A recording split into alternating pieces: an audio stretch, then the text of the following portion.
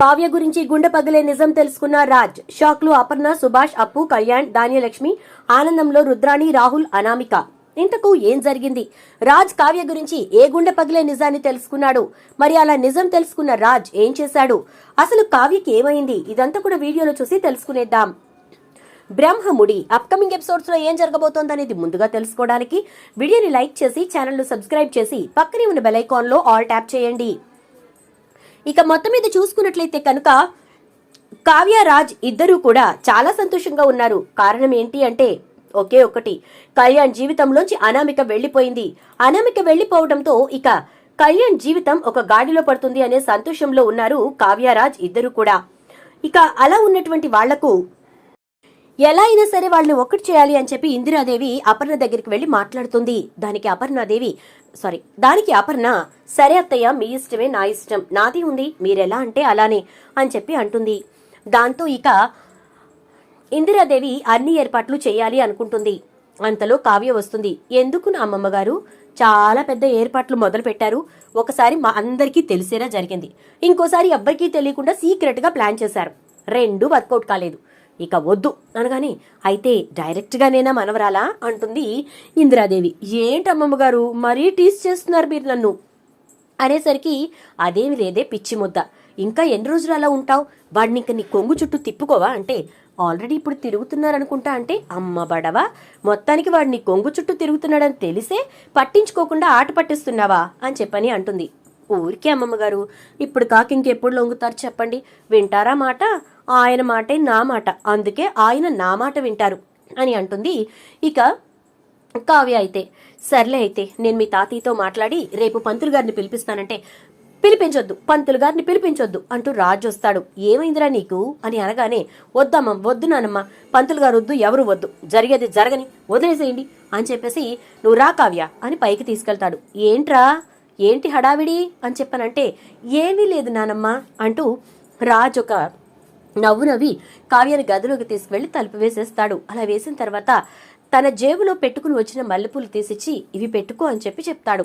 ఇంత సీక్రెట్ గా ఎందుకు తీసుకొచ్చారు అంటుంది కావ్య. అమాయక పక్షిలో అడిగావంటే మొహం పగిలిపోతుంది. ఎందుకు తీసుకొచ్చాను? పెట్టుకుంటావని అనగానే అదేదో కిందిస్తే అత్తయ్య గారు వాళ్ళు కూడా పెట్టుకుంటారు కదా అంటుంది.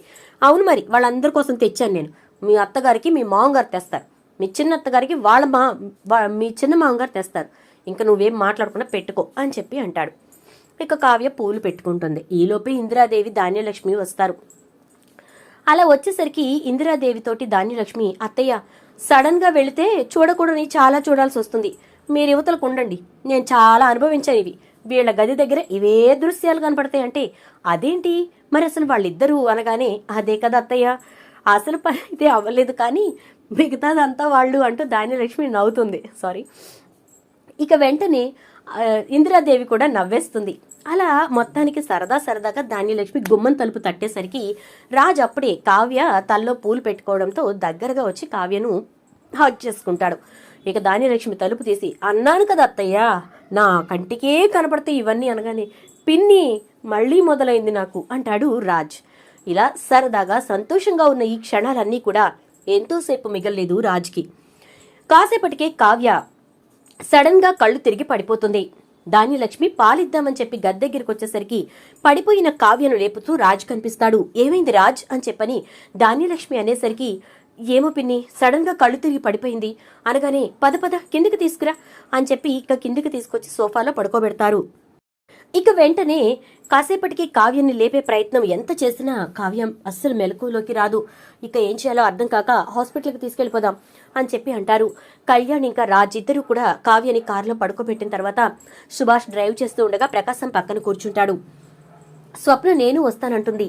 వద్దు స్వప్న, నువ్వు క్యారీయింగ్, అనవసరంగా ఇబ్బంది పడతావు, ఉండు అని చెప్పేసి ఇక వీళ్ళు బయలుదేరిపోతారు. ఇలా అందరూ కలిసి హాస్పిటల్కి వెళ్తారు. ఆడవాళ్ళు ఎవరైనా ఉండాలి కదా అని ధాన్యలక్ష్మి మాత్రం కూడా వస్తుంది. అక్కడికి వెళ్ళాక కావ్యని చూసిన డాక్టర్ కొన్ని టెస్టులు రాస్తారు. అవన్నీ చేసిన తర్వాత అసలు మీరందరూ ఏంటి, ఆ అమ్మాయిని చంపేయాలనుకుంటున్నారా అని అడుగుతుంది డాక్టర్. ఏం మాట్లాడుతున్నారు మేడం అని చెప్పి అనేసరికి మరి ఏంటిది, అసలు తన గురించి ఎవరైనా పట్టించుకునే వాళ్ళు ఉన్నారా మీ ఇంట్లో? తన హెల్త్ కాన్షియస్ అనేది తనకుందా అసలు అంటుంది. ఏమైందో చెప్పండి అని రాజ్ అంటాడు. ఏమవటం ఏంటయ్యా, ఆవిడ అసలు సరిగ్గా తింటోందా? తిన్నా కూడా తన ఒంటికి పట్టట్లేదు.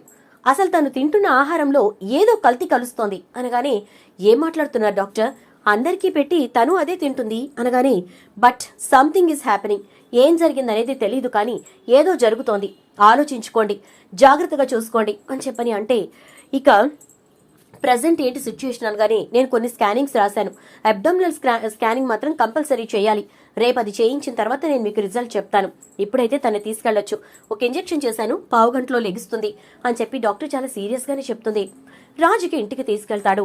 ఇంటికి వెళ్ళిన తర్వాత ఆ రోజు రాత్రి కావ్య చాలా బాధపడుతుంది, ఇబ్బంది కూడా పడుతుంది. ఏమైంది, ఎందుకు అలా ఉంటున్నావంటే, ఏమో తెలీదండి, సడన్ గా ఒళ్ళంతా మంటలుగా ఉంటోంది, ఒక్కొక్కసారి అయితే ఒళ్ళంతా కాలిపోతున్నట్టుంటోంది అని చెప్పని అంటుంది. మరి ఇన్ని ఫేస్ చేస్తున్న దానివి నాకు చెప్పాలి కదా, ఎందుకలా వదిలేశావు అని చెప్పి రాజు అంటాడు. ఆ మాటలతో, ఏమో నేను చెప్పాలో లేదో నాకు తెలియదు కానీ నేను పడుతున్న బాధ నాకు తెలుస్తోంది, సరే పడుకుంటాను అంటూ కావ్య పడుకోబోయేసరికి, నువ్వు ముందు నడు అని చెప్పి షవర్ కింద నుంచోపెట్టి రాజ్ చాలాసేపు షవర్ అలా వదిలేస్తాడు. అప్పుడు కాసేపటికి తను కాస్త స్థిమితపడి పడుకుంటానండి అంటుంది. సరే అయితే అని ఇక రాజ్ రూమ్లోకి వెళ్ళిపోతాడు. ఆ తర్వాత తను డ్రెస్ చేంజ్ చేసుకుని వచ్చి పడుకుండిపోతుంది కావ్య. ఉదయాన్నే లేచిన తర్వాత నడు తొందరగా అని చెప్పి స్కానింగ్కి తీసుకెళ్తాడు. స్కానింగ్ కూడా చేశాక డాక్టర్ చెప్పిన మాట విని ఒక్కసారిగా షాక్ అయిపోతుంది. తనకి చాలా అంటే చాలా మైల్డ్గా స్లో పాయిజన్ ఇస్తున్నారు, అదంతా కూడా స్కేల్లా ఫామ్ అయిపోతోంది. ఆ పాయిజన్ కూడా ఒకేసారి మనిషిని తీసుకెళ్లిపోయేది కాదు, అలా స్కేల్లా ఫామ్ అయిపోయి యూటరస్ అండ్ ఇంకా గర్భసంచి రెండూ కూడా తనకి పాడైపోయే పరిస్థితులున్నాయి అని డాక్టర్ చెప్పేసరికి ఒక్కసారిగా షాక్ అయిపోతాడు రాజ్. ఇది ఎవరు చేస్తున్నారు, ఎందుకు చేస్తున్నారు అనేది మీరు చూసుకోవాలి, బట్ తన కండిషన్ మాత్రం చాలా సివియర్గా ఉంది, జాగ్రత్త అని చెప్పనంటే, ఇజ్ ఇట్ క్యూరబుల్ నౌ అని చెప్పని అంటే, ఎస్, కోర్స్ వాడితే తప్పకుండా క్యూర్ అయిపోతుంది, మేము లేజర్ ట్రీట్మెంట్తో మొత్తం అంతా క్లియర్ చేస్తాం అని చెప్పి చెప్తారు. ఇక రాజ్ చాలా కోపంగా ఇంటికి వస్తాడు. అమ్మా అమ్మా అని చెప్పి గట్టిగా పిలుస్తాడు. ఏంటి నాన్న, ఏమన్నారు కావ్య గురించి అంటే, అర్జెంటుగా రుద్రాణి అత్తయ్యని రాహుల్ని ఇంట్లోంచి బయటకు పంపించేయి అని చెప్పి అంటాడు. ఏమైంది నాన్న అనగానే, వాళ్ళు ప్రతిరోజు కావ్యకి స్లో పాయిజన్ ఇస్తున్నారు, వాళ్ళకి తప్ప ఈ ఇంట్లో ఎవరికీ అవసరం లేదు అని చెప్పని అంటాడు. ఏంటి రాజితి, మా మీద నిందలు వేస్తావేంటి, మాకేం పని అలా చేయటానికి అంటూ రుద్రాణి వస్తుంది. నీకే పనుందత్తా, నువ్వే చేస్తావు ఇదంతా, ఎందుకంటే ఈ ఇంటికి వారసుడు రాకూడదు అనేది నీ ఆలోచన, అందుకే మాయ అనే పేరుతోటి ఒక చిత్రను తీసుకొచ్చి ఇంట్లోకి దింపావు, నాకు వేరే పెళ్లి చేయాలని చూసావు అని రాజ్ బయట పెట్టేస్తాడు. షాక్ అయిపోతుంది రుద్రాణి. నేను తీసుకురావడం ఏంటి అంటే, నాకు తెలుసత్తా నువ్వే తీసుకొచ్చావని, ఒకరోజు నువ్వు కావ్యతో మాట్లాడుతున్నప్పుడు నేను విన్నాను, నేనే కనుక బయట పెడితే మీరు బయట ఉంటారు రోడ్డు మీద, అందుకే నేను బయట పెట్టట్లేదని కావ్య అంది, నువ్వే తీసుకొచ్చావు చిత్రనని నాకు తెలుసు, ఇంత పెద్ద ద్రోహానికి పాల్పడిన నువ్వు ఇది మాత్రం చేయవా ఏంటి, మనుషుల ప్రాణాలంటే నీకు లెక్కుండదు, అందుకే మాయను కూడా నువ్వే చంపాలనుకున్నావు, అది నాకు తెలుసు అంటాడు రాజ్. ఒక్కసారిగా షాక్ అయిపోతుంది రుద్రాణి. ఏంటి నాన్న, ఇంట్లోనే ఉండి ఇన్ని చేస్తున్న ఈ మనిషిని ఎందుకు మనం క్షమించాలి, ఎందుకు మనం స్పేర్ చేయాలి అని చెప్పి అపర్ణ అనేసరికి ఇక వెంటనే రాజ్ అయితే, సరే మమ్మీ అలాగే అంటూ ఉండగా ప్రకాశం వస్తాడు. ఎందుకు వదినా మీరు టెన్షన్ పడిపోతున్నారు, ఏమొద్దు, ఆ పాముల గెస్ట్ హౌస్లోకి పంపించేయండి, ఇద్దరిని శుభ్రంగా వాళ్లే వండుకుంటారు, వాళ్లే కడుక్కుంటారు, వాళ్లే తుడుచుకుంటారు, ఇంకా మిగిలిన పనులు మనం ఏమీ అవసరం లేదు, వాళ్ళిద్దరిని అక్కడ పడేసి తింటాకి మాత్రం కాసిన పడేయండి అని చెప్పని అంటాడు. ఆ పనేదో నువ్వే చేయి ప్రకాశం అంటుంది అపర్ణ. ఇప్పుడే తీసుకెళ్లిపోతాను వదిన అని చెప్పి రుద్రాణిని రాహుల్ని తీసుకుని వెళ్ళిపోతాడు ప్రకాశం. ఇక ఏం చేసినా కూడా వాళ్ళ ఇంట్లో ఉంచే పరిస్థితి లేదు అని చెప్పి అర్థమైపోతుంది వాళ్ళకి. ఎందుకంటే ప్రతిరోజు వాళ్లే కావ్య తినే దాంట్లో చాలా మైల్డ్గా ఒక పౌడర్ని కలపటం మొదలు పెట్టారు. అది కావ్య ఇంట్లోకి వచ్చిన వారం రోజులకే మొదలైంది. ఇక ప్రకాశం తీసుకెళ్లి వాళ్ళని అక్కడ దింపేసి వచ్చేస్తాడు. ఆ తర్వాత ఇక కావ్యరాజ్ ఇద్దరు కూడా హాస్పిటల్కి వెళ్ళాక ట్రీట్మెంట్ స్టార్ట్ చేస్తుంది డాక్టర్. కొన్నాళ్ళు హాస్పిటల్లో ఉండాలి అని చెప్తారు. సరే అంటాడు రాజ్. అయితే ఇక హాస్పిటల్లోనే ఉంచిన తర్వాత కొన్ని రోజులకి నిదానంగా తనకి క్యూర్ అవడం మొదలవుతుంది. అంతా సెట్ అయిపోయింది, ఇక మీకేం ప్రాబ్లం లేదు, త్వరలోనే తను పిల్లలకి ప్లాన్ చేసుకోవచ్చు, కాకపోతే కొంచెం వీక్గా ఉంది గర్భసంచి, దానికోసం ఆగండి అని చెప్పి చెప్తుంది డాక్టర్. దాంతో చాలా సంతోషిస్తాడు. ఇక రాజ్ కావ్యని హనీమూన్కి పంపాలి అని చెప్పి అపర్ణ అనుకునేసరికి ఇప్పుడే వద్దులే, అమ్మాయికి బాగోలేదన్నారు కదా అని ఇందిరాదేవి అనేసరికి, అత్తయ్య కొంచెం వాతావరణం మార్పు వస్తే వాళ్ళిద్దరి మధ్య బాండింగ్ పెరుగుతుందని, అంతకుమించి ఇంకేమిలా, రాజ్కి అన్నీ తెలుసు కదా, జాగ్రత్తగానే ఉంటాడులే అని చెప్పని అంటుంది. సరే అయితే అనగానే ఇక రాజుని కావ్యని వేరే దేశానికి పంపిస్తారు. అలా అక్కడికి వెళ్ళిన తర్వాత ఇద్దరి మధ్యన కూడా కేవలం వాళ్ళిద్దరి గురించే తప్ప ఇక ఏ విషయాల గురించి మాట్లాడకూడదని చాలా స్ట్రిక్ట్ గా చెప్పడంతో అత్తగారి చేతిలో తాళాలు పెట్టేసి వచ్చేసిన కావ్య ఇక ఇంటి గురించి ఆలోచించకుండా భర్త గురించి ఆలోచిస్తూ ఉంటుంది. సాయంత్రానికి ప్రతిరోజు బయటకు తీసుకెళ్లి రోజుకో ప్రదేశాన్ని చూపిస్తూ చాలా సంతోషంగా కావ్య ఉండేలా చేస్తాడు రాజు అయితే. ఇక అలా మొత్తం మీద ఇద్దరు కూడా వారం 10 రోజులు అక్కడ గడిపి తిరిగొస్తారు. వచ్చేసరికి ఇక్కడ స్వప్నకి పెయిన్స్ స్టార్ట్ అవుతాయి. ఇక ఇంట్లో వాళ్ళంతా కూడా స్వప్న గురించే టెన్షన్ పడుతూ ఉంటారు.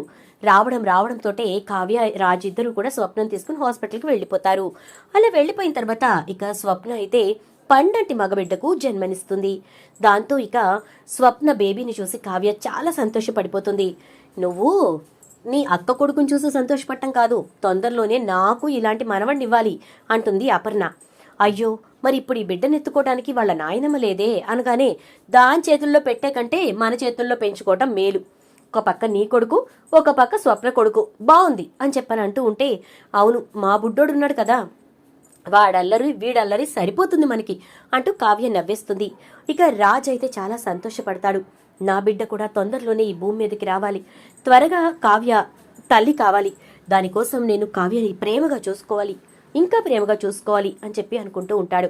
ఇక రాహుల్ రుద్రాణి మాత్రం పిల్లాడు పుట్టిన చూడటానికి వెళ్ళడానికి లేక బాధపడుతూనే ఉంటారు. రాహుల్కి మనసు కలుగుతుంది, స్వప్న మీద ప్రేమ కలుగుతుంది. ఎలా అయినా నా బిడ్డను చూసుకోవాలి అని ఆశపడతాడు. మరి రాజ్ ఒప్పుకుంటాడో లేదో తెలీదు, కానీ కావ్య మాత్రం ససేమిరా అంటూ ఉంటుంది. చూద్దాం మరి రాబోయే ఎపిసోడ్స్ లో ఏం జరుగుతుందో. వీడియో నచ్చితే లైక్ అయితే చేసి వీడియోని షేర్ చేసేయండి. అలాగే ఛానల్ని సబ్స్క్రైబ్ చేసుకోండి. పక్కనే ఉన్నటువంటి బెల్ ఐకాన్ లో ఆల్ ట్యాప్ చేయడం ద్వారా ఫర్దర్ గా మేము పెట్టే ప్రతి వీడియోని టీవీ కంటే ముందుగా మీరే చూడవచ్చు.